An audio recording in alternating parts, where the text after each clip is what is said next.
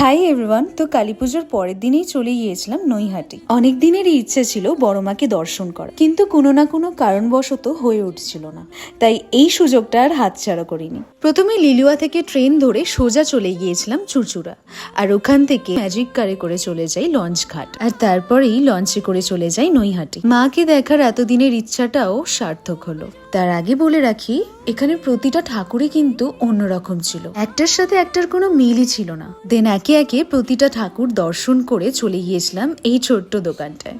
প্রচন্ড খিদে পেয়েছিল, তাই বেশি লেট না করে অর্ডার করিনি একটা চিকেন লোডেড পিৎজা আর তার সাথে চিকেন নাগেটস। প্রতিটা খাবারই কিন্তু ভীষণই ভালো ছিল আর একদমই পকেট ফ্রেন্ডলি। তো যাই হোক, এবার খাওয়া দাওয়া শেষ করে বাড়ি ফেরার পালা।